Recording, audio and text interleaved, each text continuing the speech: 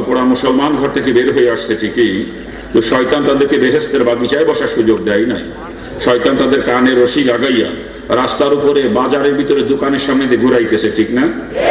আচ্ছা বলেন, কোন মুসলমানের কানে কোরআন হাদিসের আলোচনার আওয়াজ পৌঁছায়, জান্নাতের বাগিচার খবর পৌঁছায়, এরপরেও যদি সে মুসলমান ও জান্নাতের বাগিচায় উপস্থিত হতে না পারে, তার মতো হতভাগা কপাল পোড়া এ দুনিয়ার জমিনে আর কেউ থাকতে পারে? এই জন্য এবার আমি আলোচনা শুরু করার পূর্বে যে পর্যন্ত মাইকেল লাউড স্পিকারের ধ্বনি পৌঁছায়, এতদাঞ্চলের প্রতিটা বালেক পুরুষ মুসলমানের দুইখানা পায়ে হাত অনুরোধ করব, অবাক সত্যিই যদি আপনি দাবি করেন আপনি একজন মুসলমান, আমি আপনার দুইখানা পায়ে হাত অনুরোধ করছি, আর দূরে দাঁড়িয়ে বসে থাকবেন না, মেহেরবানি করে অল্প সময়ের ভিতরে বেহেশতের বাগিচায় চলে আসেন। বলা যায় না বাপরে, আজকের রাত্রি আমার আপনার জীবনের শেষ রাত্রিও হয়ে যেতে পারে। আজকের দিনের মাঝে কত লোকে দুনিয়া থেকে চির বিদায় নিয়েছে তার হিসাব নাই, আর আমি আর আপনি যে এই রাত্রিতে বিদায় নেব না এমন কোনো গ্যারান্টি মনে হয় এখনো পর্যন্ত কারো কাছে আসে নাই। আসছে কোনো গ্যারান্টি বলেন? এই জন্য এবার মালাকুল মউত যে কখন আসবে, আমাকে আমার আপনার টুটি টিপে ধরবে, এ খবর কিন্তু কারো জানা নাই, কথা ঠিক না? আর অন্ধকার কবরে কিন্তু আমাকে আপনাকে একাকী থাকতে হবে। এ দুনিয়ার বাড়ি গাড়ি, টাকা পয়সা, ধন দৌলত, আত্মীয় স্বজন, বিবি বাচ্চা, কেউ আপনার সঙ্গে কবরে যাবে না। বা একটু চিন্তা করেন আপনি ওই কবরের কথা, চিন্তা করে অল্প সময়ের জন্য যিনি যেখানে যে পরিবেশেই থাকেন না কেন, ওই পরিবেশ থেকে পৃথক হয়ে আসেন একটু বেহেশতের বাগিচায়। আল্লাহ পাক যদি চাহে আজকের বেহেশতের বাগিচায় বসাকে জড়িয়া করে আমার আপনার জীবনের সমস্ত গুনাহ খাতা মাফ করে দিতে পারে। আমার মা বোনদের কাছে দাবি করবো, মাগো ও মা, যদি এখনো পর্যন্ত কোনো বালেক পুরুষ আপনাদের বাড়িতে থাকে, মাগো একটু বলে কয়ে বোঝাইয়া সমঝাইয়া এই বেহেশতের বাগিচা পাঠিয়ে দেন। মাগো, আপনি যদি চেষ্টা করে একটা লোক এখানে পাঠাইতে পারেন, আর ওই লোকটা এই ময়দানে এসে বসে যতগুলা কথা শুনবে, প্রতিটা কথার বিনিময়ে এক বছর কবুল নফল ইবাদতের নেকি পাবে। আর মাগো, আপনি যে চেষ্টা করে পাঠাইলেন এই কারণে আপনিও ঘরে বসে থেকে সমপরিমাণ নেকির অধিকারিণী হবেন।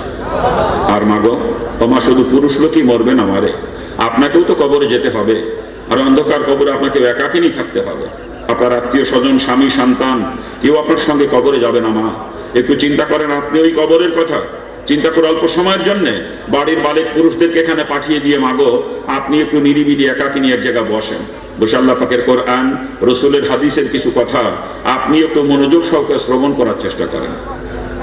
আমার বাবাজিরা, অল্প সময়ের মধ্যে আলোচনা শুরু হবে ইনশাআল্লাহ। আর আলোচনা হবে কোরআনে পাকে দুই জায়গা থেকে দুইটা আয়াতের অংশ তেলাওয়াত করেছি, আল্লাহ পাক তৌফিক দিলে ওর আলোকেই কিছু কথা বলবো। এবার আলোচনা শুরুতে দিক নির্দেশনা। আমি সাধারণত কিচ্ছা কাহিনী আলোচনা করি না, চেষ্টা করি সমাজের মুসলমানের প্রয়োজনীয় কিছু কথা বলার জন্য। দোয়া করেন আল্লাহ পাক যেন আজকে তদ্রূপ কিছু কথা বলার তৌফিক আমাকে দান করেন। আজকের সমাজের মুসলমানের যে সমস্ত রোগ, যে সমস্ত রোগের কারণে আজকে সমাজের মুসলমান ক্রমান্বয়ে জাহান্নামের দিকে ধাবিত হচ্ছে, আমি একটু চেষ্টা করি সমস্ত রোগের ঔষধ দিয়ে মুসলমানকে ওই জাহান্নামের পথে থেকে ফিরিয়ে জান্নাতের পথটা দেখানোর জন্য। আর আগেই বলে রাখি, যখন যে রোগের ঔষধ আমি দেবো, রোগটা যদি আপনাদের কারো ভিতরে থাকে তার কিন্তু সহ্য করা কষ্ট হবে, একটু জ্বালাপোড়া করবে, আর এটাই স্বাভাবিক। কারণ রুগীর শরীরে যদি ঘা থাকে, রুগী ডাক্তারের কাছে গেলে ডাক্তার কিন্তু ঘার উপরে মলম লাগাবে, ঠিক না? আর মলম যখন লাগাবে তখন জ্বালাপোড়া করবেই, কি বলেন? আর জ্বালাপোড়া করার কারণে রুগী যদি এরকম চিন্তা ভাবনা করে যে কি ডাক্তারে কি ওষুধ দিলে তো জ্বলে পড়ে যায়, ওই ডাক্তারের কথা শুনবো না, ওই ওষুধ আর ব্যবহার করবো না, ওই রুগীর রোগ কি কোনোদিন ভালো হবে বলেন? ওকে রোগ নিয়েই কবরে যাওয়া লাগবে, ঠিক না? তদ্রূপভাবে আমিও যখন যে রোগের ঔষধ দেবো, রোগটা যদি আপনাদের কারো ভিতরে থাকে তারও কিন্তু সহ্য করা কষ্ট হবে, একটু জ্বালাপোড়া করবে। আর জ্বালাপোড়া করার কারণে আপনিও যদি এরকম চিন্তা ভাবনা করেন যে কি হুজুরে কি ওয়াজ করতে বেশি কথা কয়, এই চিন্তা করে ময়দান থেকে উঠে বাড়ির দিকে হাঁটেন, বুঝতে হবে আপনার রোগ জিন্দেগিতে ভালো হবে না।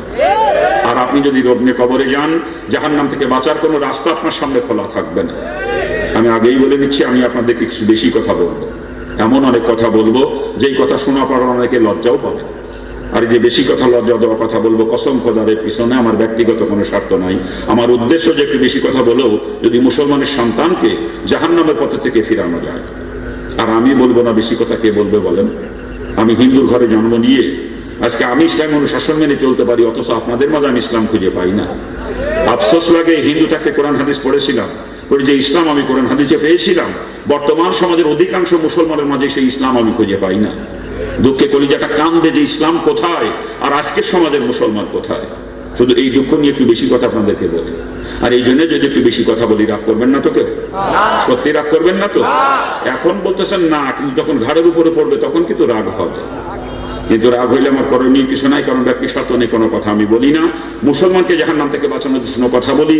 এতে যদি কারো রাগ হয় আমার কিচ্ছু আসবে যাবে না, ঠিক কিনা? বাবাজির একটা জিনিস চিন্তা করতে হবে, ডাক্তার রুগীকে কাটে, চেয়ে অপারেশন করে, দেখা দেয় এটা ডাক্তার নিজের ভালোর জন্য করে নাকি রুগীর ভালোর জন্য করে বলেন তো? তা আপনাদের এলাকার কারোর সঙ্গে তো আমার কোনো শত্রুতা নেই, কি বলেন? কারোর সঙ্গে কোনো আত্মীয়তার বন্ধন নাই, ঠিক কিনা? অর্থের কোনো লেনদেন কারোর সঙ্গে নাই, জমির আল ঠেলা ঠেলিনি বা জমি ভাগাভাগির কোনো দ্বন্দ্ব ফসাদও কারোর সাথে নাই, ঠিক না? এরপরও আপনাদেরকে আমি বেশি কথা বলবো। কেন বলবো? শুধু বিবেক দিয়ে একটু চিন্তা করতে হবে। আমার নিজের স্বার্থে বলবো না, বা যেন আপনাদের ভালোর জন্যই বলবো। এরপরও যদি আমার কথায় কারো রাগ হয়, বুঝতে হবে আসলে তার কপাল পড়ছে, ঠিক কিনা? জোরে বলেন। আসেন, আলোচনা শুরু করতে যাচ্ছি। যারা এখনো দূরে আছেন, মেহেরবানি করে দ্রুত ময়দানে চলে আসতে হবে। ভাইজান, আপনি মুসলমানের সন্তান মুসলমান, আর আমি হিন্দুর বাচ্চা মুসলমান। আপনাদের মাঝে আসছি আল্লাহর দ্বীন সম্পর্কে কিছু আলোচনা করবে আশা নিয়ে। আর এই জন্য অনুরোধ করব, এলাকার একটা মুসলমানের সন্তানও দূরে থাকবে না। যদি কোনো মুসলমানের সন্তানের কানে আমার মাইকের আওয়াজ পৌঁছায়, আমি আবারও আপনার পায়ে হাত অনুরোধ করছি, মেহেরবানি করে ময়দানে চলে আসতে হবে। আর যদি কেউ বলে যে আমি মুসলমানের সন্তান না, তার না আসলেও চলবে, কথা ঠিক না? কিন্তু কোনো মুসলমানের সন্তান দূরে থাকতে পারবে না, কারণ কোরআন হাদিসের আলোচনার আওয়াজ কানে পৌঁছানোর পরে মুসলমান কখনো দূরে থাকতে পারে না, ঠিক না? অনেক সময় আমার নাম শোনার পরে অনেক হিন্দুবাদ লোক আসেন মাহফিলে। যেহেতু আমি হিন্দু থেকে মুসলমান হয়েছি, তা ওনারাও জানতে চান যে আমি কেন মুসলমান হয়ে গেলাম। আজকের মাহফিলে হয়তো বা সেরকম দু চারজন হিন্দু ভাইও আসতে পারেন না, কি বলেন? আর যদি কোনো হিন্দু ভদ্র এসে থাকেন, ওনার জন্য কিন্তু ময়দানে বসতে নিষেধ নাই, কারণ এই ময়দান সকলের জন্য উন্মুক্ত। এ কোরআনে কারিমের ময়দান। আর কোরআনে কারিম শুধু মুসলমানের জন্য নাজিল হয় নাই, কোরআনে কারিম নাজিল হচ্ছে সমস্ত মানবতার মুক্তির দিশারি হিসাবে, ঠিক না? হুদাল নাস, সমস্ত মানুষের হাদি হিসাবে কোরআন নাজিল হয়েছে না, কি বলেন? এই জন্য কোরআনের ময়দানে বসতে কারোর জন্য নিষেধ নাই। যদি কোনো হিন্দু ভদ্র এসে থাকেন, উনিও বসতে পারবেন এই ময়দানে, কোনো অসুবিধা নাই। কিন্তু তারপরেও কথা থাকে, হিন্দু ভদ্র যদি আসেন, ওনাদের আবার এতগুলো টুপিওয়ালা মানুষের সঙ্গে মিলে এ ময়দানে বসতে একটু লজ্জা লাগতে পারে, স্বাভাবিক এটা না, কি বলে? একটু সংকোচ বোধ হয়। আর ওনারা যদি লজ্জার খাতিরে, সংকোচের কারণে দূরে কোথাও দাঁড়িয়ে বসে থাকেন, রাস্তার উপরে, বাজারের মধ্যে, দোকানের সামনে থাকেন, আমি তাতেও কোনো আপত্তি করব না। কিন্তু কোনো মুসলমানের জন্য এই ময়দানে বসতে কি লজ্জা লাগতে পারে? মুসলমানের জন্য এখানে লজ্জার কিছু আছে? তাই যদি কোনো মুসলমান এখনো পর্যন্ত ময়দান থেকে দূরে কোথাও থাকেন, রাস্তার উপরে, বাজারের মধ্যে, দোকানের সামনে বা আশেপাশের বাড়ি ঘরে, যদি কোনো মুসলমান এখনো থেকে থাকেন, আমি আবারও আপনার পায়ে হাত অনুরোধ করছি, মেহেরবানি করে ময়দানে চলে আসতে হবে। আমি হিন্দুর বাচ্চা মুসলমানের কোরআন হাদিস আলোচনা করব, আর আপনি মুসলমানের সন্তানদের দূরে দাঁড়িয়ে বসে থাকবেন, এটা কখনো মানায় না, ঠিক কিনা?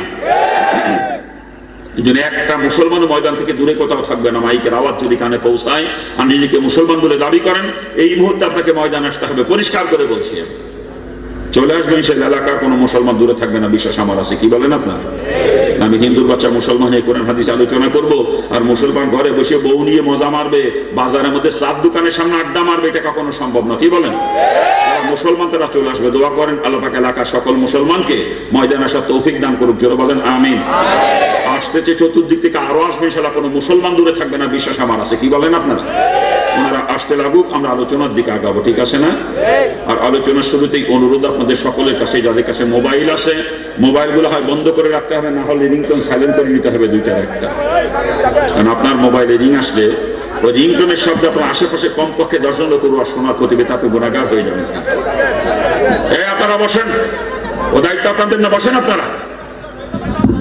মাতবরি করতে কইছে কি আপনাদেরকে? এখন এ জায়গা মাতবর আমি একা, আর কেউ না। কথা শুধু আমি বলবো, সবাই শুনবে। এখন কোথায় রাখছিলাম কথা?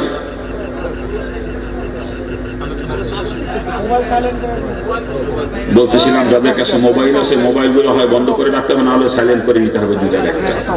কারণ আপনার মোবাইলে রিং আসলে ওই রিংটোনের শব্দ আপনার আশেপাশে কমপক্ষে 10 জন লোকের অসম্মান ক্ষতি হবে, ঠিক কিনা? এটা আপনি গুনাহগার হয়ে যাবেন, ঠিক না? হ্যাঁ, যারা মোবাইলে রেকর্ডিং করতে চান, আপনাদেরকে রিংটোন সাইলেন্ট করে নিয়ে রেকর্ডিং করতে হবে, কারণ রেকর্ডিং ভিতরে কল ঢুকে তখন যদি রিংটোন বেজে ওঠে, আপনার আশেপাশের মানুষের অসম্মান ক্ষতি হবে, তো আপনি গুনাহগার হয়ে যাবেন। কিন্তু এই জন্য মোবাইলটা কোন অবস্থা করে দেখে নিলে ভালো হয়। আমরা আশা করব কারো মোবাইলের কোনো শব্দ আমাদের কানে আসবে না, কি বলেন? আশা করতে পারি তো নাকি? এই মোবাইল যে কত বড় ফিতনা বর্তমানে, মসজিদে জামাতে নামাজ পড়তে গেলে মোবাইলের যন্ত্রণায় নামাজটাও ঠিক মতো পড়া যায় না, ঠিক কিনা? নামাজের মধ্যে কিরিং কিরিং করে বাসতে শুরু করে, নামাজের ধ্যান নষ্ট হয়ে যায়, কথা ঠিক না? যিনি মেহেরবানি করে দেখেন না কার মোবাইলটা কোন অবস্থা আছে, দেখেন একটু মেহেরবানি করে। কোনো মোবাইলে রিংটোন চালু থাকবে না, প্রত্যেকে যার যার মোবাইল দেখে না। আপনারা স্টেজে যিনারা আছেন আপনারা কিন্তু আওতার বাইরে না, আওতাভুক্ত। আপনাদের মোবাইলগুলো দেখে নিতে হবে সকলকে। আলহামদুলিল্লাহ, আলোচনা শুরু করবো। আলোচনা শুরুতে রসুলের হাদিস শোনাবো, রাজি আছেন না আপনারা? রসুল হাদিসের মধ্যে বয়ান করেন, তিনটা জায়গার মাঝে তোমরা ফাঁকা রেখো না। যখন নামাজের কাতারে দাঁড়াও, দুই মুসল্লির মাঝখানে যেন ফাঁকা না থাকে। দ্বিতীয়ত, যখন স্বামী স্ত্রী এক বিছানায় ঘুমাও, দুজনের মাঝখানে যেন ফাঁকা না থাকে। আর তৃতীয়ত, যখন কোনো দিনই মজলিসে বসো, ওইখানেও যেন মাঝখানে ফাঁকা না থাকে। হুজুর বলেন, এই তিন জায়গায় যদি মাঝখানে ফাঁকা থাকে, ফাঁকা জায়গায় একজন এসে বসে, বলেন তোকে, জোরে বলেন, মিস্টার ইবলিস। ওর গায়ে কিন্তু আগুন জ্বলতেছে, কেন জানেন? রসুল হাদিসের মধ্যে বয়ান করেন, যখন কোনো দিনই মজলিস শেষ হয়, একজন ফেরেশতা এরকম ঘোষণা করতে থাকে, হে মজলিস ওয়ালারা, তোমরা এমন ভাবে মজলিস থেকে ওঠো যেন তোমরা একজন নবজাত শিশু। অর্থাৎ তোমাদের আমল নামা যত গুনাহ ছিল, ওই গুনাহ রাশি মাফ করে দেওয়া হয়েছে এবং গুনার জায়গাগুলো নেকি দিয়ে পরিবর্তন করে দেওয়া হয়েছে। আশা বলেন, ইবলিসকে এটা মেনে নিতে পারে? সারা জীবন ইবলিস কত কষ্ট করে করে আমাকে আপনাকে দিয়ে গুনার কাজ করিয়েছে, আর আজকের এই ময়দানে বসে জীবনের গুনাহ সব মাফ হয়ে যাবে, আবার গুনার জায়গা নেকি দিয়ে পরিবর্তন করে দেওয়া হবে। এটা কি ইবলিস মেনে নিতে পারে বলেন? এই জন্য ইবলিসের গায়ে কিন্তু আগুন জ্বলতেছে, কেমনে আমাকে আপনাকে ময়দান থেকে উঠাবে। এইটা কিন্তু ইবলিসের সব থেকে বড় চেষ্টা, ঠিক না? তাই হুজুর বলেন, ফাঁকা পাইলেই ও ফাঁকা জায়গায় সে ইবলিস বসবে, বসে আমাকে আপনাকে ধোঁকা দিয়ে ময়দান থেকে উঠানোর চেষ্টা করবে। আর আমি আপনি যদি ইবলিসের ধোঁকা করে ময়দান থেকে উঠে যাই, ইবলিস কিন্তু আমার আপনার উপর খুশি হবে, ঠিক না? ওদিকে কিন্তু আর একজন নারাজ হয়ে যাবে, বলেন তো কে? জোরে বলেন। আপনারা কাকে খুশি করবেন, আল্লাহকে না ইবলিসকে? যদি আল্লাহকে খুশি করতে হয়, ময়দানের মাঝখানে ইবলিসের বসার কোনো জায়গা রাখা চলবে না। যার সামনে ফাঁকা থাকবে, আমি মনে করব আপনি ইবলিসকে খুশি করার জন্য আপনার সামনে ইবলিসের বসার জন্য জায়গা রেখে দিয়েছেন। ইবলিসকে খুশি করতে চান না কি আপনারা কেউ? ইবলিসকে খুশি করতে চান কেউ? তাহলে সকল আমার সঙ্গে জিকির করবেন, জিকিরে তালে তালে প্রত্যেকের সামনে আগাইয়া নিজের সামনের ফাঁকাটা নিজেই পূরণ করে নিতে হবে। আপনি জায়গায় বসে থাকবেন আর একজনকে ঠেলে সামনে পাঠাবেন, এরকম চলবে না। কিন্তু আপনাকে সামনে আগাইয়া আপনার সামনের ফাঁকাটা আপনাকেই পূরণ করতে হবে। জিকির করে সামনের দিকে আগান, আল্লাহ আল্লাহ আল্লাহ আল্লাহ আল্লাহ আল্লাহ আল্লাহ আল্লাহ আল্লাহ আল্লাহ আল্লাহ আল্লাহ, আগান আগান আগান আগান। আমি জায়গায় বসে কাউকে জিকির করতে বলি না, জিকির করতে বলছে সামনে গাইতে বলছি। কারো সামনে কোনো ফাঁকা জায়গা থাকবে না, ইবলিসের বসার কোনো জায়গা ময়দানের মাঝখানে থাকবে না। আগান, দ্রুত দ্রুত দ্রুত আগাইতে হবে, দ্রুত দ্রুত দ্রুত।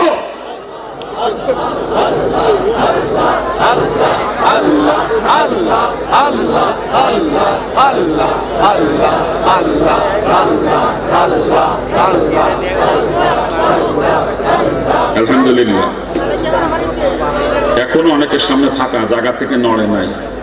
মন্ডা মনে বাড়ির থেকে আসার সময় বিবি সাহেবের তো ওয়াদা করেছে যে জায়গাতে বসবো, ওই জায়গাটা নড়বো না। কি ভাই না, বাবি সাহেবের সাথে এরকম ওয়াদা করে আসেন নাকি আপনারা?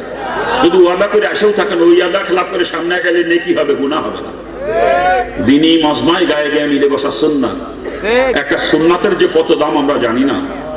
এই দুনিয়া যদি কোটিবার বিক্রি করা হয়, যত অর্থ হবে, সমস্ত অর্থ সদকা করে দিলে যে নেকি হবে, তার থেকে একটা সুন্নাতের দাম অনেক বেশি। আমার রসুল হাদিসের মধ্যে পরিষ্কার করে জানিয়েছেন, আখেরি জামানায় আমার কোন উম্মত যদি একটা সুন্নাতের উপর আমল করে, আল্লাহ পাক খুশি হয়ে তার আমল নামায় 100 শহীদের সওয়াব দান করবে। একটু কষ্ট করে আগায় গায়ে মিলে বসবেন সুন্নাত তরিকায়, একটা সুন্নাতের উপর আমল হবে, সঙ্গে সঙ্গে আমল নামায় 100 শহীদের সওয়াব জমা হয়ে যাবে। এত সহজে এত নেকি, এটাও মুসলমান নিতে চায় না। চিন্তা করে, এখনো অনেকের সামনে ফাঁকা, এখনো দেখেন অনেকের সামনে নড়তেছে না জায়গাতে। ওই যে বাজান বসে রয়েছে সামনে ফাঁকা, দেখেন আছে ওই যে মুরব্বী চশমালা মুরব্বী বসে রয়েছে সামনে, কত ফাঁকা দেখেন। তার পিছনে জনটা বসে রয়েছে, নড়ে না, দেখেন আছে। হ্যাঁ, কারবার দেখছে না? এত সহজে এত নাকি, তাও আমরা নিতে চাই না। আল্লাহ পাক সকলকে সুন্নাতের মহব্বত করার তৌফিক দান করে, জোরে বলেন আমিন। আসলে সুন্নাতের মহব্বত আর গুরুত্ব আমাদের অন্তরে নাই। সুন্নাতের মহব্বত আর গুরুত্ব যদি অন্তরে থাকতো, আমাকে আগায় বসার কথা বলা লাগতো না। নিজের তরফ থেকেই আগায় আগায় সুন্নাত তরিকায় বসতাম, গায়ে গায়ে মিলে, কথা ঠিক না? সুন্নাতের মহব্বত অন্তরে নাই। আর কসম খোদার, সুন্নাতের মহব্বত ছাড়া কেউ জান্নাতে যাইতে পারবে না। জান্নাতে যাওয়ার রাস্তা একটাই, সে রাস্তার নাম হলো সুন্নাত তরিকা। বিকল্প কোনো রাস্তা দিয়ে জান্নাতে যাওয়া যাবে না, কথা ঠিক কিনা? আল্লাহ পাক পরিষ্কার করে জানিয়েছেন কোরআনে পাক, আল্লাহ তার হাবিবকে ডাক দেবে, হাবিব আপনি বলে দেন, আল্লাহ হাবিবকে ডাক দিয়ে বলছেন আপনি বলে দেন, কুল আপনি বলেন, ইন কুনতুম তুহিব্বুনাল্লাহ, যদি বান্দা বান্দী আমার মহব্বত পেতে চায়, আমার ভালোবাসা পেতে চায়, ফাত্তাবিউনি, যেন আপনার ইত্তেবা করে। আল্লাহ পাকের মহব্বত হাসিলের একমাত্র রাস্তা রাসূলের ইত্তেবা, বিকল্প আর কোনো রাস্তা নাই, কথা ঠিক কিনা? জোরে বলেন। আর রাসূলের ইত্তেবা কেমনে হবে? রাসূল পরিষ্কার করে হাদিসের ভিতরে জানিয়েছেন, মান আহাব্বা সুন্নতি ফাকাদ আহাব্বানি, যে আমার সুন্নাতের মহব্বত করলো সে আমি নবীকে মহব্বত করলো। ওমান আহাব্বানি কানা মাই ফিল জান্নাহ, আর যে আমার মহব্বত করবে সে আমার সাথেই জান্নাতে থাকবে। চিৎকার দিয়ে বলুন সুবহানাল্লাহ। এজন্য জান্নাতে যাওয়ার একমাত্র রাস্তা সুন্নাতের মহব্বত, বিকল্প আর কোনো রাস্তা নাই, কথা ঠিক কিনা? জোরে বলেন ঠিক কিনা? এই জন্য বাজান সুন্নাতের মহব্বতে এখনো যাদের সামনে ফাঁকা আছে, মেহেরবানি করে আগায় গায়ে গায়ে মিলে বসেন, সুন্নাত তরিকায় বসেন, আসেন মেহেরবানি করে আগান। সুন্নাত তরিকায় ছাড়া কোনো আমল আল্লাহ পাকের দরবারে গ্রহণযোগ্য হয় না, আল্লাহ পাক কবুল করেন না কোনো আমল, কথা ঠিক না? তো ওয়াজ শুনবে না, পেট আল্লাহ দরবারে কবুল হোক চান না আপনি? তাহলে সুন্নাত তরিকায় শুনতে হবে, গায়ে গায়ে মিলে বসতে হবে। সুন্নাত তরিকা যদি শুনতে না পারেন, আপনার এই শোনা আল্লাহ পাকের দরবারে কবুল হবে না, কারণ সুন্নাত তরিকা ব্যতীত কোনো আমলই আল্লাহ পাক কবুল করেন না। কি কথা ঠিক কিনা? জোরে বলেন। আচ্ছা, আল্লাহ পাক সকলকে বোঝার তৌফিক দান করে। এখন যারা দাঁড়িয়ে আছেন মেহেরবানি করে বসে পড়তে হবে, কেউ দাঁড়িয়ে থাকতে পারবে না। এদিকে অনেক জায়গা খালি আছে, এই যে পূর্ব সাইডে জায়গা খালি, লাইন দিয়ে আমি দেখতেছি, পিছন দিকেও জায়গা খালি আছে, কেউ দাঁড়িয়ে থাকতে পারবে না, সকলকে বসতে হবে, মেহেরবানি করে বসতে পড়তে হবে সকলকে, মেহেরবানি করে বসতে হবে সকলকে, কেউ দাঁড়িয়ে থাকবে না, বসেন মেহেরবানি করে, দ্রুত দ্রুত বসতে হবে, দ্রুত, সময় নষ্ট হয়ে যাইতেছে কিন্তু তাড়াতাড়ি করতে হবে, তাড়াতাড়ি। কি ভাই জানা বসতে পারেন না আপনারা? আরে কোন কাদার মুসলমান বুঝলাম না কিছু ব্যাপারটা। আরে আগায় মজমার সঙ্গে মিলে মিশে বসেন, মিলে মিলে। এই মজমাকে রহমতের ফেরেশতারা বেষ্টন করে রাখছে, রসুলের হাদিস, আমার বাপের ঘরের কথা না। রসুল বলেন দিনী মজমাকে রহমতের ফেরেশতারা বেষ্টন করে আসমান পর্যন্ত উঠে যায়। এই মজমার সঙ্গে মিলে বসতে পারলে আপনি রহমতের ফেরেশতাদের বেষ্টনীর মধ্যে থাকবেন, আল্লাহ পাকের রহমত আপনার তকদিরে জুটবে। আর রহমতের ফেরেশতাদের বেষ্টনীর বাইরে যদি কেউ থেকে যান, মজমা থেকে দূরে থাকেন, কসম খোদার আল্লাহ পাকের রহমত থেকে আজকে আপনি বঞ্চিত হয়ে যাবেন। এই জন্য আমি চাই না আমার কোনো ভাই আল্লাহ পাকের রহমত থেকে বঞ্চিত হোক, কি বলেন? এই জন্য বলছি সকলে মেহেরবানি করে আগায় মজমার সঙ্গে মিলে বসতে হবে। সকলে যেদিকে ফাঁকা আছে চলে আসেন, এদিকে চলে আসেন, কাছে চলে আসেন, অনেকেই কাছে আসতে পারবেন, এখানে জায়গা আছে, আসেন এদিকে চলে আসেন, আসেন। এই প্যান্ডেলের দক্ষিণ পাশ দিয়ে অনেক জায়গা আছে, এখন এটা তো দক্ষিণ নাকি, দক্ষিণ পাশে অনেক জায়গা খালি আছে, চলে আসেন, আসেন মেহেরবানি করে আসেন, কেউ দাঁড়িয়ে থাকবেন না, আসেন। আলহামদুলিল্লাহ, সবাইকে আসতে বললেও আসতে পারবে না সবাই, কথা ঠিক না? দুনিয়াতে বেহেশতের বাগিচায় বসার সুযোগ তো সকলের তকদিরে হবে না, তাতে আল্লাহ পাকের সকলকে বেহেশত দেওয়া লাগবে নাকি? আল্লাহ পাক তো জাহান্নামও বানাইছে, ওগুলো ভরা লাগবে না?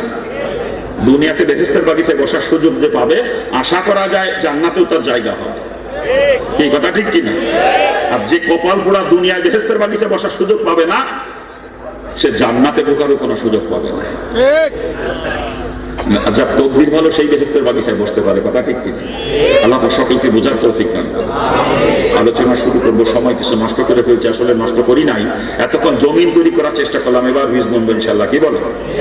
জমিন তৈরি না করে বীজ মূল্যে ফসল খুব একটা ভালো হয় না, এতক্ষণ চাষ দিয়ে জমিন তৈরি করার চেষ্টা করেছি, এবার নিয়ত করছি বীজ বুনবো, দোয়া করেন আল্লাহ পাক যেন তৌফিক দান করেন। আসে আমি কালামের পাকে দুই জায়গা থেকে দুইটা আয়াতের অংশ তেলাওয়াত করেছি আপনাদের সামনে। আল্লাহ পাক প্রথমেই তেলাওয়াত করেছি, আল্লাহ পাক ঘোষণা করেছেন কুল্লু নাফসিন যায়িকাতুল মাউত, সকলকে মৃত্যুর স্বাদ গ্রহণ করা লাগবে, ঠিক কি? মরা যে লাগবে, কোনো সন্দেহ আছে? কোরআনে পাকের ৬৬৬৬ খানা আয়াতের মাঝ থেকে ৬৬৬৫ খানা আয়াতকেও যদি কেউ অস্বীকার করে, এই এক টুকরা আয়াত অস্বীকার করার ক্ষমতা দুনিয়ার কারণে, ঠিক না? যারা বলেন একজন নাস্তিকের বাচ্চা নাস্তিক বদমাইশ আমার আল্লাহকে আল্লাহ বলে মানে না, আমার রসুলকে নবী বলে স্বীকার করে না, দিন মানে না, ধর্ম মানে না, কোরআনে কারীম বিশ্বাস করে না, ওই নাস্তিক বদমাইশকে জিজ্ঞেস করেন মরা লাগবে কিনা, কি জবাব দিবে?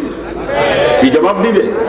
মরতে যে হবে এতে কোনো সন্দেহ নাই, মরা যখন লাগবেই, মৃত্যুর হাত থেকে যেহেতু কোনো নিস্তার নাই, আমার আল্লাহ ডাক দেয়া কইলা তামুতুন্না ইল্লা ওয়া আনতুম মুসলিমুন, যতক্ষণ তুমি মুসলমান না হও ততক্ষণ পর্যন্ত মৃত্যুবরণ করো না। কে বলতেছেন? কে বলতেছেন? কি বলতেছেন? মুসলমান না হয় মরি না। কেন বললেন?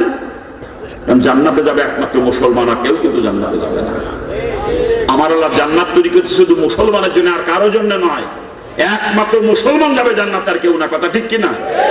আর মুসলমান না হয়ে বললে খবর আছে, জাহান্নামে যাওয়া লাগবে। কি বলেন? এই কারণে আল্লাহ পাক মুসলমান না হয়ে মরতে নিষেধ করে দিয়েছে। কথা ঠিক না? কাকে নিষেধ করেছে মুসলমান না হয়ে মরতে? কি বলছেন না? কাকে নিষেধ করছে? সব মানুষের কয় নাই, ওরই বদরে খ্রিস্টানে কয় নাই। যে মুসলমান সারবার মুসলমানই থাকবে, সে তো মুসলমান, তারে কইবে কি? আল্লাহ পাক ঈমানদারকে ডাক দিয়েছেন, ইয়া আইয়ুহাল্লাযীনা আমানু, এই ঈমানদারের গোষ্ঠী, ইত্তাকুল্লাহ, আমি আল্লাহকে ভয় করো, হাক্কা তুকাতিহি, ঠিক যেরকম ভয় করা দরকার। এরপরেই বলতেছেন আল্লাহ তামুতুন্না ইল্লা আনতুম মুসলিমুন, যতক্ষণ তুমি মুসলমান না হও ততক্ষণ পর্যন্ত মৃত্যুবরণ করো না। কাকে বললেন মুসলমান না হয় মরে না? ঈমানদারকে। কেন বললেন? ঈমানদার বান্দাবান্দি আল্লাহ পাকের বড় মহব্বতের বান্দাবান্দি। ঈমানদার বান্দাবান্দিকে আল্লাহ পাক অত্যন্ত মহব্বত করেন। আর এই মহব্বতের বান্দাবান্দি ঈমানদার যদি জাহান্নামে যায়, আল্লাহ পাক নিজের কুদরতি দিলে কষ্ট পাবেন, ব্যথা পাবেন। এই জন্য আল্লাহ পাক আগে থেকে সতর্ক করে দিলেন, হে আমার মহব্বতের বান্দাবান্দি ঈমানদার, তোরা মুসলমান না হয়ে মরিস না। মুসলমান না হয়ে বলে জাহান্নামে যাওয়া লাগবে। জান্নাতে যাবে একমাত্র মুসলমান। মুসলমান না হওয়া পর্যন্ত কোনো ঈমানদারও জান্নাতে যাইতে পারবে না। ভালো করে কথাটা স্মরণ রেখে নিয়েছে। মুসলমান না হওয়া পর্যন্ত ঈমানদারের জন্য জান্নাত হারাম। তাকে দুনিয়া থেকে মুসলমান হয়ে যদি বিদায় নিতে পারেন, সরাসরি জান্নাতি। চিৎকার দিয়ে বলেন আলহামদুলিল্লাহ। আর দুনিয়া থেকে মুসলমান না হয়ে যদি কেউ বিদায় নেন, জাহান্নামের আগুনে পুড়িয়ে পুড়িয়ে মুসলমান হওয়া লাগবে আগে, এরপরে আপনাকে জান্নাতে নেওয়া হবে, তার আগ পর্যন্ত না। কি বলেন? এই কারণেই আল্লাহ পাক মুসলমান না হয়ে মরতে নিষেধ করে দিয়েছে, শুধু এই কারণেই। তবে ঈমানদার চির জাহান্নামী হবে না। ঈমান থাকার কারণে চির জাহান্নামী সে হবে না। একদিন একদিন জাহান্নাম থেকে নিস্তার পায়, সে জান্নাতে যাবে, কিন্তু সেটা মুসলমান হওয়ার পরে, তার আগে না। অর্থাৎ জান্নাত শুধু মুসলমানের জন্য, আর কারো জন্য নয়। ওখানে প্রবেশের অধিকার একমাত্র মুসলমানের, আর কারো নয়। কোন ঈমানদারেরও জান্নাতে যাওয়ার অধিকার নাই মুসলমান না হওয়া পর্যন্ত। ভালো করে বুঝবেন, কিন্তু আবার ক্যাশ লাগাইন না। যদি না বোঝেন বলবেন, চেষ্টা করবো বোঝানোর জন্য।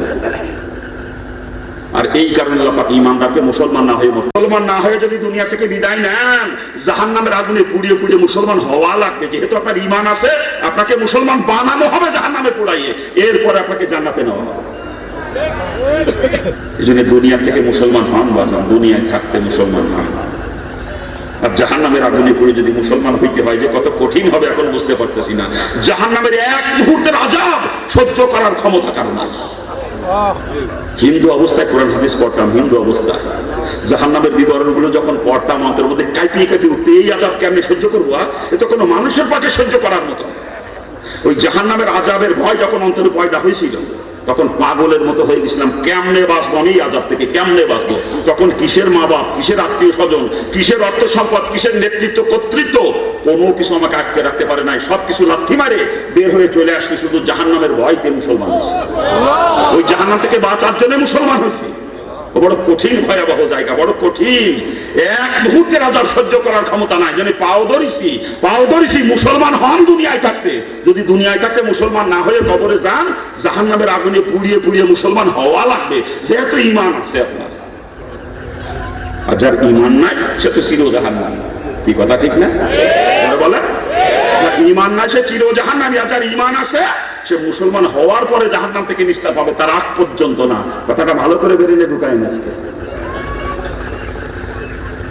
আল্লাহ পাক ঈমানদারকে মুসলমান না হয়ে মরতে নিষেধ করেছে। এই কথা দ্বারা আমার বুঝে এতটুকু আসছে যে ঈমানদার আর মুসলমান এর মাঝে মনে হয় কিছু পার্থক্য আছে। কি বলেন আপনারা?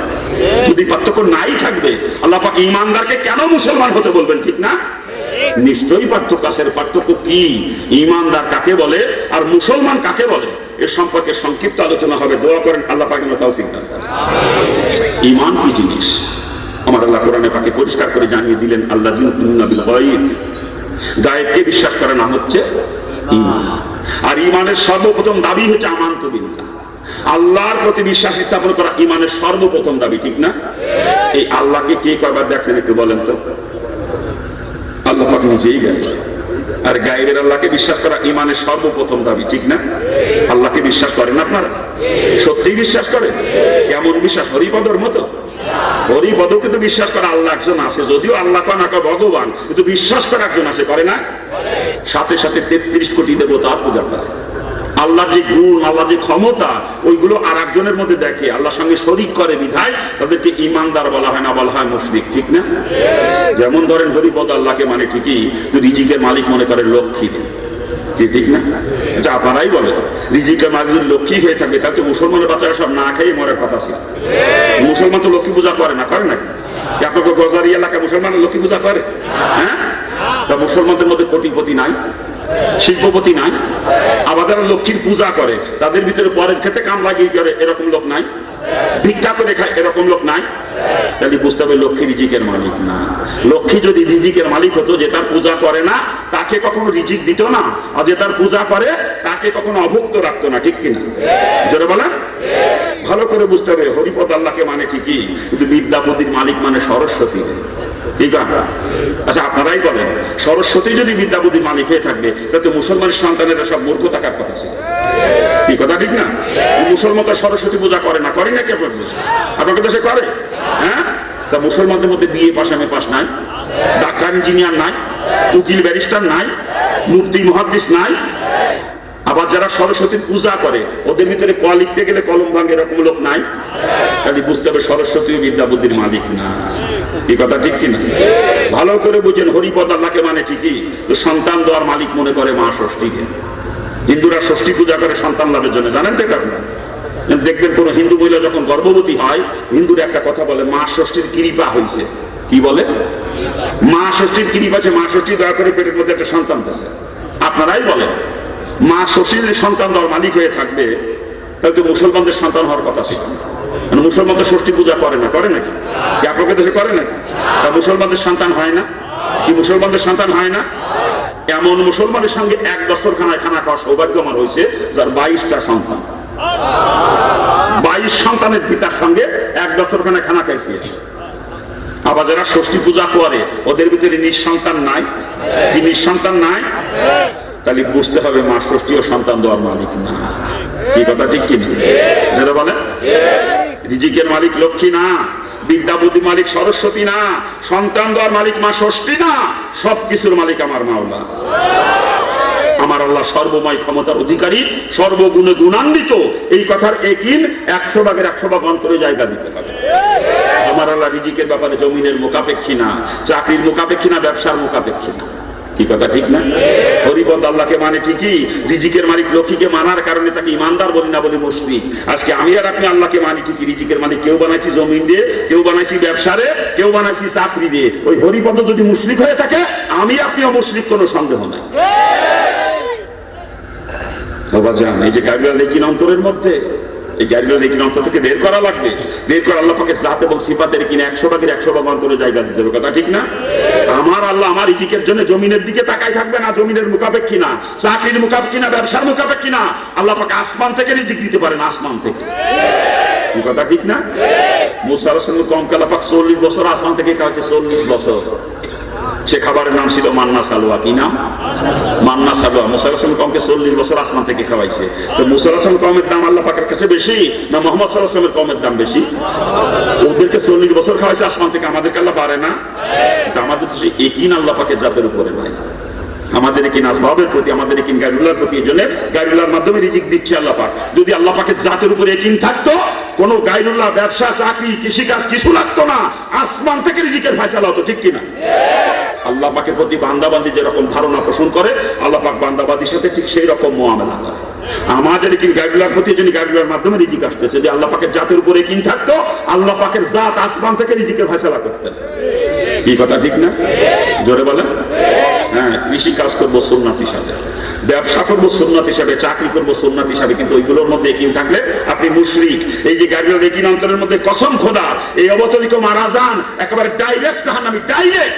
আমার আল্লাহ সব গুনাহ মাফ করবে, শিরিক কোনোদিনও মাফ করবে না। শিরিক মুক্ত ঈমান নিয়ে আল্লাহ পাকের দরবারে হাজির হওয়া লাগবে। শিরিক মুক্ত ঈমান নিয়ে যাবরা পরিমাণ শিরিক যদি ঈমানের সঙ্গে মিশ্রিত থাকে, ওই ঈমান আমার মাবুদের দরবারে গ্রহণযোগ্য নয়। কথা ঠিক কিনা? জোরে বলেন। ও বাজান, বড় কষ্ট লাগে মুসলমানের অবস্থা দেখে, বড় কষ্ট লাগে আমার। হ্যাঁ, আপনি কতটুকু খাবার খান প্রতিদিন? একটা পূর্ণবয়স্ক হাতি প্রতিদিন 7.5 মণ খানা খায়। কতটুকু? 7.5 মণ খানা খায় একটা পূর্ণবয়স্ক হাতি প্রতিদিন। ওই হাতিরা কয় বিঘে জমিতে কলা গাছ লাগাইছে? কথা বলেন না কেন? কয় বিঘেতে লাগাইছে কলা গাছ? হ্যাঁ, একটা হাতি না খেয়ে মরছে দেখছেন কোনদিন? হাতিরা খোদার যন্ত্রণার রাস্তা বোকা মিছিল বের করছে পাইছেন কোনদিন? হাতিদেরকে খাওয়াই কে? হাতিদেরকে খাওয়াই কে? আরে হাতি তো ছোট প্রাণী। সমুদ্রে এমন এমন প্রাণী আছে যারা এক একটা প্রাণী প্রতিদিন টনকে টন খাবার খায়। ওরকম একটা দুইটা প্রাণী না, লক্ষ লক্ষ প্রাণী সমুদ্রের তলদেশে বসবাস করে, ঠিক না? আচ্ছা বলেন তো, ওই প্রাণীদের প্রতিদিনের টনকে টন খাবার ওদের কয় বিঘে জমিতে ইরি ধান হয়? ওদের কোন বাজারে কয়টা দোকান আছে বলেন? কোন অফিসে চাকরি করে ওরা? ওদেরকে খাওয়াই কে? ওদেরকে খাওয়াই কে? আরে নিকৃষ্ট প্রাণী হায়ান জানোয়ার কে আমার আল্লাহ খাওয়াইতে পারে, আর আমি আল্লাহ পাকে সর্বশ্রেষ্ঠ সৃষ্টি মানুষ, আমাকে আল্লাহ পারে না খাওয়াইতে? আল্লাহ পারে না? আপনি যখন মায়ের পেটে জন্ম নিয়েছিলেন 40 দিন পর্যন্ত মৃত অবস্থায় ছিলেন মায়ের পেটের মধ্যে। আপনি জন্মের পর 40 দিন পরে যখন আপনার ভিতরে রুহু ঢুকানো হয়েছে তখন থেকে আপনি জীবিত একজন মানুষ মায়ের পেটের মধ্যে। এই 40 দিন মৃত ছিলেন, ওই 40 দিন আপনার কোনো খানা লাগে নাই, খানা পিনার প্রয়োজন হয় নাই। যখন আপনার ভিতরে রুহু ঢুকানো হয়েছে তখন থেকে আপনি জীবিত মায়ের পেটের মধ্যে, তখন থেকে নিয়মিত খানা পিনার প্রয়োজন হয়েছে আপনার, ঠিক না? এরপরে যতদিন মায়ের পেটে ছিলেন 8 মাস 8.5 মাস, এতদিন আপনি কোন স্কুলে শিক্ষকতা করতেন? কি কথা বলেন না কেন? কোন মাদ্রাসা শাইখুল হাদিস ছিলেন ওই সময়? কোন মসজিদের খতিব ছিলেন বলে? ওই সময় খাওয়াইছে কে? ওই সময় খাওয়াইছে কে? মায়ের পেটের মধ্যে আল্লাহ আপনারা খাওয়াইতে পারছে, এখন আর আল্লাহ পারে না নাকি? এখন খাওয়ানোর জন্য জমিন লাগে, ব্যবসা লাগে, চাকরি লাগে নাকি? কান আফসোস, আফসোস ও বাজান আফসোস। এই যে গাড়িরা দেখি অন্তরের মধ্যে কসম খোদার এই অবস্থা, মারা গেলে একেবারে ডাইরেক্ট জাহান্নামী, ডাইরেক্ট। ওগুলো করবো সুন্নাত হিসাবে, সুন্নাত হিসাবে করবো, বাদ দেবো না, করবো, কিন্তু ওইগুলোর মাধ্যমে রিজিক আসে না। চোখ দিয়ে দেখি জমিনে ফসল করতেছে, ওইটা দিয়ে সংসার চলতেছে। চোখ দিয়ে দেখি ব্যবসা করে লাভ হইতেছে, লাভের টাকায় সংসার চলতেছে। চোখ দিয়ে দেখি চাকরি করি, মাসে মাসে বেতন পাই, ওইটা দিয়ে সংসার চলে। কিন্তু আমার চোখের দেখা ভুল। নবী রাসূল আসমান থেকে খবর নিয়ে আসছে, সংসার চালায় আল্লাহ। চোখে দেখি একটা, বিশ্বাস করতে পারে একটা, এর নাম হচ্ছে ঈমান। নিজের নজরকে অস্বীকার করা, আসমানি খবরকে বিশ্বাস করা, এর নাম হচ্ছে ঈমান। কথা ঠিক কিনা? অন্তরে একটু হাত লাগান, প্রত্যেকের অন্তরের মধ্যে এরকম বিশ্বাস কম বেশি আছে। আমার বউ তো মরিয়ে গিল, খালি সময় মতো ভদ্র ডাক্তারে ভাইলাম বুঝে বাস। আমার মেয়ের অবস্থা তো খারাপ হয়ে গেছিল, সময় মতো ঢাকা মেডিকেল কলেজ হাসপাতালে নিলাম বুঝেই বাঁচিয়েছে। এরকম বিশ্বাস আসে না অন্তরের মধ্যে? আসে না? আয়াতের মালিক কে? আয়াতের মালিক কে? মুখে কই আল্লাহ, অন্তরে ডাক্তার। অন্তরে হাত লাগাইতে কইছি এমনি এমনি না। অন্তরে হাত লাগান কারে বসাইছেন অন্তরের মধ্যে? মুখে কই একটা, অন্তর আর একটা, তারে কি কয়? এই মুখে একটা, অন্তর একটা, তারে কি কয়? আমরা মুনাফিকের গোষ্ঠী। মুখে কই আল্লাহ হায়াতের মালিক, আল্লাহ রিজিকের মালিক, অন্তরের মধ্যে নাই। কথা ঠিক না? প্রত্যেকের বিশ্বাস এরকম কম বেশি আছে। দেখেন অন্তরে হাত লাগাই দেখেন। আল্লাহ পাক আমাদেরকে হেফাজত করুন। জোরে বলেন না। আরে চোখ দিয়ে দেখি, ডাক্তারের কাছে গেলাম, ডাক্তার দেখে প্রেসক্রিপশন লিখে দিলে, ওষুধ কিনে খাইলাম, সুস্থ হয়ে গেলাম, এটা চোখ দিয়ে দেখি। কথা ঠিক না? কিন্তু নবী রাসূল আসমানি খবর দিয়েছে, ডাক্তারের ক্ষমতা নেই সুস্থ করার, ঔষধের ক্ষমতা নেই সুস্থ করার, সুস্থ করার মালিক আমার মাওলা। কি বলেন? জোরে বলেন। চোখে দেখি একটা, বিশ্বাস করা লাগবে আর একটা, এর নাম হচ্ছে ঈমান। নিজের নজরকে অস্বীকার করা, আসমানি খবরকে বিশ্বাস করা, এর নাম হচ্ছে ঈমান। এই কথা ঠিক না? আসলে আমার চোখ দিয়ে যেটা দেখি এটা ভুল দেখি, আমরা ভুল দেখি। এই যে দেখতেছি ডাক্তার প্রেসক্রিপশন করে দিল, ওষুধ কিনে খাইলাম, ভালো হয়ে গেলাম। আরে একই রোগের রোগী দুইজন, একই ডাক্তারের চিকিৎসা নিচ্ছে, একই প্রেসক্রিপশন, ওষুধ একই। একজন ওষুধ খেয়ে সুস্থ হয়ে গেল, আর একজন ওই ওষুধ খেয়ে মারা গেল। ডাক্তারের যদি ক্ষমতা থাকে তাহলে দুজনই সুস্থ হয়ে যাবে, ঔষধের ক্ষমতা থাকে দুজনই সুস্থ হয়ে যাবে, ঠিক না? একজন সুস্থ হলে একজন মারা গেল, এখানে ক্ষমতা কার? এখানে ক্ষমতা কার? ওই ওষুধও পেটের মধ্যে যাই, আগে আল্লাহ শরণাপন্ন, আল্লাহ তোমার বান্দা তো আমার খাইছে, এখন আমি কি করব? আল্লাহ পাকের সেই হুকুম হয়, ওষুধ সেই হুকুম পালন করে, ঠিক না? জোরে বলেন। ডাক্তার রোগ ভালো করতে পারে না, ওষুধের রোগ ভালো হয় না, সুস্থ করার মালিক আমার মাওলা। চোখ দিয়ে দেখি একটা, বিশ্বাস করা লাগবে একটা, এর নাম হলো ঈমান। এর নাম কি? ঈমান। আসলে চোখ দিয়ে যেটা দেখি আমরা ভুল দেখি, ঠিক না? ভুলই দেখি, আমাদের চোখ ভুল দেখে। সকালবেলায় ফজরের নামাজের পরে পূর্ব আকাশের দিকে তাকাবেন, দেখবেন ওই 3 গ্রাম পরে বাগানে নদীতে সূর্য উঠতেছে, এটা দেখি না চোখ দিয়ে? তারপরে সন্ধ্যার আগে, সূর্য অস্ত যাওয়ার আগে পশ্চিম দিকে তাকাবেন, দেখবেন ওই যে পাশে নদী, নদীর পানির মধ্যে সূর্য ডুবে গেল। কি চোখ দিয়ে এটা দেখি না? আসলে আমার চোখ কি ঠিক দেখছে? আমার চোখ কি ঠিক দেখছে? হ্যাঁ, রেল লাইনের মাঝখানে দাঁড়াবেন, সামনের দিকে তাকাবেন, দেখবেন সামনে যে কিছু দূর যে রেল লাইন আস্তে আস্তে কাছে যাইতে যাইতে কিছু দূরে যে মিশে গেছে দুইটা লাইনের জায়গায়। এটা দেখা যায় না? আমি বহুত পরীক্ষা করছি, একেবারে ডাইরেক্ট এরকম দেখায় সামনে যে মিশে গেছে, এরপরে ট্রেন একটা চলে গেল, ওই জায়গা যদি রেল লাইন মিশেই যাবে দুইটা, তো জায়গায় ট্রেন উল্টে যাবে, অ্যাক্সিডেন্ট করছে, ঠিক না? কিন্তু অ্যাক্সিডেন্ট তো হয় না, ট্রেন তো চলেই গেল। আমার চোখে ঠিক দেখছে? আমার চোখে ঠিক দেখছে? আসলে নজরে যেটা দেখি এটা ঠিক না, আমাদের চোখের দেখার পাওয়ার খুব কম, আমরা যে দেখি সত্যি না। কিন্তু নবী রাসূল যে খবর নিয়ে আসছে আসমান থেকে, এই খবরের মধ্যে বিন্দু পরিমাণের সন্দেহ যদি কারো অন্তরে থাকে, আপনি বেঈমান, আপনি বেঈমান, আপনি বেঈমান। এই আসমানি খবরকে 100 ভাগের 100 ভাগ বিশ্বাস করা লাগবে, ঠিক কিনা? ধরে বলেন ঠিক কিনা? আবার শুধু আল্লাহ সম্পর্কে বিশ্বাস করা ইমানের শেষ কথা নয়, গায়েবের যত খবর আসছে, নবী রাসূলরা যত খবর নিয়ে আসে, সমস্ত খবরকে 100 ভাগের 100 ভাগ বিশ্বাস করতে হবে, ঠিক কিনা? ফেরেশতাদেরকে কে কবার দেখছেন? কোরআন দেখছেন কেউ কোনোদিন? ফেরেশতারা তালই হয় না, সব গায়েবে, সব গায়েবে। কবর তো দিয়ে একবার গেছেন আপনারা, কারো জন্য কবরের শান্তি হবে, কারো জন্য শাস্তি হবে, দেখে আইছেন নাকি? কি দেখেন না? সব গায়েবে। হাসরের ময়দান গায়েব হবে, সেখানে 50,000 বছরের সমান একটা দিন হবে। আর ওই দিন আল্লাহ পাকের সামনে দাঁড়িয়ে দাঁড়িয়ে জীবনের প্রতিটা মুহূর্তের হিসাব আল্লাহ পাকের কাছে দেওয়া লাগবে। এক মুহূর্তের হিসাবও বাদ যাবে না, একটা মুহূর্তও বাদ যাবে না। জীবনের প্রতিটা মুহূর্তের হিসাব আল্লাহ পাকের দরবারে মিলাইতে হবে, ঠিক কিনা? জোরে বলেন। ও ময়দানে তো গেছেন কতবার নাকি? তাও যান না? পিকনিক করতে চলে যান কুয়াকাটায়, পিকনিক করতে চলে যান কক্সবাজারে, সুন্দরবনের মাঝখানে হিরন পয়েন্ট, সে জায়গাও যাইতে বাদ দেন নাই আপনারা, সে জায়গাও চলে যান পিকনিক করতে। আসলে ময়দানে যাইতে পারেন নাই এখন? সব গায়ে, সব গায়ে, সব গায়ে। এরপর একটা ব্রিজ পার হওয়া, আপনাকে মেঘনা সেতুর মতো না বাজার, কি গান সরকার যমুনা সেতু বানাইছে ওটার মতো না বাজার, পদ্মা সেতুর কাজ চলতেছে ওটার মতো না। ও ব্রিজের বিবরণ হাদিসের ভিতরে দিয়েছেন, একজন মানুষ যদি একাধারে 30,000 বছর চলতে থাকে, যত দূরে যাইতে পারবে তার থেকেও লম্বা হবে ব্রিজটা, চুলের থেকেও চিকুন হবে, খোরের থেকেও ধার হবে। ও ব্রিজ তো পারে চলবে একবার নাকি? কি ও ব্রিজ পাঠান না? দেখছেন তো নাকি? দেখেনও নাই? নাম শুনছেন? নাম শুনছেন? হ্যাঁ, নাম জানো কি?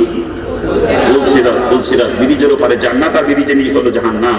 যারা ব্রিজ পারে ওপারে পৌঁছে গেল, আলহামদুলিল্লাহ তারা জান্নাতি, তারা কামিয়াব হয়ে গেল। আর যারা ব্রিজ পার হতে পারবে না, সব জাহান্নামী। চিৎকার দিয়ে বলেন নাউজুবিল্লাহ, জোরে কান। জান্নাতের শান্তি, জাহান্নামের শাস্তি কেউ দেখি নাই আমরা, সব গায়েবে। কিন্তু এই গায়েবের যত খবর নবী রাসূলরা নিয়ে আসছে, এই খবরকে 100 ভাগের 100 ভাগ বিশ্বাস করা লাগবে। কি কথা ঠিক না? কিন্তু দুঃখ একটাই, সাধারণ পাবলিকের কথা বাদ দিলাম, সাধারণ পাবলিকের মধ্যে তো এটি নাই যে আল্লাহ রিজিকের মালিক। অধিকাংশ ওলামায়ে কেরামের মধ্যেও বর্তমানে এই একই নাই যে আল্লাহ পাক রিজিকের মালিক। অধিকাংশ আলেমের মধ্যে নাই, ইল্লা মাশাআল্লাহ কিছু আছে, না থাকলে কিন্তু আবার দুনিয়া চলতো না, কথা ঠিক না? কিন্তু অধিকাংশ আলেমের মধ্যে এই কথার একই নাই যে আল্লাহ রিজিকের জিম্মাদার, রিজিকের মালিক আল্লাহ। যদি এই কথার একই আমার অন্তরে পয়দা হতো, আমি মসজিদের খতিব, জুম্মার দিন মিম্বরে বসে বয়ান করি, এমন কোন কথা আমার জবান দিয়ে বের হয় না যে এই কথার দ্বারা চাকরি চলে যাওয়ার সম্ভাবনা আছে। আমরা খতিবের গোষ্ঠী বর্তমানে বাইন মাসের মতো ওয়াজ করি, বাইন মাস যাতে কেউ বেজার না হয়। কি কথা ঠিক না? বেজার যদি হয় চাকরি চলে যাবে না, চাকরি চলে গেলে খাবা নাকি না, আগে মরা লাগবে না। এই বাড়িতে হক কথা কই না, চাকরি বাঁচানো ওয়াজ করি আমরা নাকি গা? আইনুদ্দিনের গজল গাওয়া লাগে, চাকরির ভয় করো যদি ছেড়ে দাও ওই না গদি। এ বিয়া কেলে গোষ্ঠী, আল্লাহদের রিজিকের মালিক, এই কথা দিয়ে কি নিজের অন্তরি না? তুই তো মুশরিক, তুই চাকরিতে বানাইছ রিজিকের মালিক, তুই নিজেও জাহান্নামে যাবি, তোর মুসলিমের গোষ্ঠী শুদ্ধ সব জাহান্নামে যাবে। তোর জন্য ইমামতি করা জায়েজ নাই, চাকরি ছাড়, তুই মুশরিক কোথাকার। আল্লাহর রিজিকের মালিক এই কথা রেখে যদি অন্তরে থাকতো, তুই হক কথা বলতে দ্বিধাবোধ করতি না, কথা ঠিক না? আজকে আমি যে মসজিদের খতিব, ওই মসজিদের সভাপতি হলো আওয়ামী লীগের নেতা, সেক্রেটারি বিএনপির নেতা, ক্যাশিয়ার হলো জাতীয় পার্টির নেতা। আমি যে ওই মসজিদের খতিব হইয়ে কোরআন সুন্নাহর লোকে ইসলামী রাজনীতির কথা কইতে আমার চাকরি থাকবে? আর চাকরি না থাকলে খাবো কি, না খেয়ে মরা লাগবে? এই বাড়িতে চাকরি বাঁচানোর জন্য হক কথা কয় না বর্তমান খতিবের গোষ্ঠী, বাইরে মাস মতো আছে, কথা ঠিক না? ওদের পিছনে নামাজ হবে? ও তো ইমান না, ও তো মুশরিক। ও চাকরি বানাইছে রিজিকের মালিক। আল্লাহ যে রিজিকের মালিক, এই কথাটা কিন্তু অন্তরে পয়দা হতো, চাকরি যাকাত থাক, এই চিন্তা কখনো করতো না, কথা ঠিক না? এই জন্য বলেন ঠিক কিনা? ওলামায়ে কেরাম রাগ করেন না, রাসূলের পরিষ্কার হাদিস, ইন্নাল উলামা ওয়ারাসাতুল আম্বিয়া, নিশ্চয়ই আলেমা নবীদের ওয়ারিসে। বিয়াক্কেল, তোর নবী কবে হক কথা বলতে দ্বিধাবোধ করছে? হ্যাঁ, তোর হক কথা কইতে গেলে ঠ্যাং কাঁপে, বিয়াকে তোর গুলি করে মারা উচিত, তুই আলেম নামের কলঙ্ক। রসুলের পরিষ্কার হাদিস জানিয়ে শুনে যে হক কথা কলে হলো বুবা শয়তান। কি করেন আপনারা? আমার বাপের ঘরের কথা না, রসুলের হাদিস জানিয়ে শুনে যে হক কথা কলে হলো বুবা শয়তান। আর কোন বুবা শয়তানের পিছনে নামাজ হবে না, ওগুলো মসজিদ থেকে খেদান। যারা হক কথা বলে তাদেরকে মসজিদে জায়গা দেন। এই কথা ঠিক কিনা বলেন? খারাপ লাগতেছে আপনাদের? আরে হক কথা বল, বিয়াক্কেল হক কথা বল। তো চাকরি চলে গেলে আল্লাহ তোরে না খাওয়ায় মারবে না। আজকে এক মসজিদে চাকরি করো, বেতন পাও 5,000 টাকা। হক কথা বলার কারণে চাকরি যে চলে যায়, এর থেকে বড় মসজিদে এর থেকে বেশি বেতনের চাকরি ব্যবস্থা আল্লাহ তোর জন্য করে দিতে পারে। কথা ঠিক না? তোর তো একিন নাই আল্লাহ পাকের জাতির উপরে, এই জন্য তুই হক কথা কইতে পারছিস চাকরি বাঁচানোর জন্য। বিয়াক্কেলের দল, তুই আলেম হইছ। বিয়াক্কেলে তুই আলেম হইছ, আলেম নামের কলঙ্ক, তুই আলেম নামের কলঙ্ক। আজকে আমরা অধিকাংশ ওলামায়ে কেরাম একের বাইন মাসের মতো ওয়াজ করি। অধিকাংশ ওলামায়ে কেরাম গোল আলু মার্কা, গোল আলু মার্কা। গোল আলু চিনেন আপনার? ও সব জায়গায় খাটে, সব জায়গায়। বত্তায় খাটে, বাজিতে খাটে, চচ্চড়িতে খাটে, মাছের মধ্যে খাটে, গোস্তের মধ্যে খাটে, ডেগির মধ্যে খাটে, খিচুড়ির মধ্যেও খাটে। বর্তমান আমরা অধিকাংশ আলেম হয়েছি গোল আলু মার্কা। সুদ করে সাথেও তালে তাল দিয়ে চলি, ঘুষ করে সাথেও তালে তাল দিয়ে চলি, বেদাতির সাথেও তালে তাল দিয়ে চলি, বদমাইশের সাথেও তালে তাল দিয়ে চলি। ঠিক না? তুই না আলেম, তুই না একজন আলেম। একজন আলেম হবে ইসলামের মডেল, তাকে দেখে মানুষ দিনের বুঝ পাবে, ইসলাম চিনবে। আর তুই যদি গোল আলুর মতো চলো, সাধারণ পাবলিক যাবে কোথায়? তোর পাও ধরেছি ফের, তুই একজন আলেম, তুই এভাবে গোল আলুর মতো চলতে পারিস না। খারাপ লাগতেছে? আরে হক কথা বলার কারণে খেদাই দেবে মসজিদ কমিটি, দিক খেদাইয়া। কয়জন খেদাবে? আজকে আমি হক কথা বলে আমার খেদাই দেবে, কালকে আর ইমাম আসবে, সে হক কথা বলে তারে খেদাবে, পরশু আর ইমাম আসলে হক কথা বলে তারে খেদাবে। এই খেদাইতে খেদাইতে ওই কমিটির বদমাইশের কুস্তি ইমাম খুঁজে পাবে না। সে ওকে বাপ মা মারা গেলে বিনা জানাজায় খুঁজে ছুঁয়ে আসা লাগবে, বিনা জানাজা পড়ানোর লোক খুঁজে পাবে না। কথা ঠিক কিনা? ওলামায়ে কেরাম শক্ত হন, হক কথা বলেন, দেখবেন কেউ কিচ্ছু করতে পারবে না। কিন্তু আমরা বয়তেই একেবারে জুজুয়ে থাকি, জুজুয়ে। আমি গোলামি করি, কমিটির গোলাম। ওই একটা ইমান না, সব হলো গোলাম, গোলাম ইমাম না। বদমাইশের দল গোলামতি করো, তুই আলেমে গোলামতি করো। বিয়াক্কেল তুই ইমাম। ইমাম মানে হলো নেতা। ইমাম মানে কি? ইমাম মানে নেতা। তোর কথায় মুসল্লিরা উঠবে আর বসবে, আর তুই সভাপতি সেক্রেটারি জুতো টানো। বিয়াক্কেল তোর জুতো দিয়ে পিটানোর কাম, তুই আলেম নামের কলঙ্ক। এই আমরা আলেমরা আজকে আলেম সমাজের শেষ করছি, আলেম সমাজকে আমরা আলেমরাই। আল্লাহ পাক আমার আলেম সমাজকে আগে হেদায়েত দান করুন। জোরে কর না, জোরে কর না। আমি খারাপ লাগতেছে আপনাদের? মনে বড় ব্যথা, বড় কষ্ট। আমি হিন্দুর বাচ্চা, আমি হিন্দুর বাচ্চা। মনে যে কত দুঃখ আপনারা বুঝবেন না। যেই দেশে এত আলেম, বাংলাদেশের মতো এত আলেম বিশ্বের অন্য কোনো দেশে নাই। কথা ঠিক।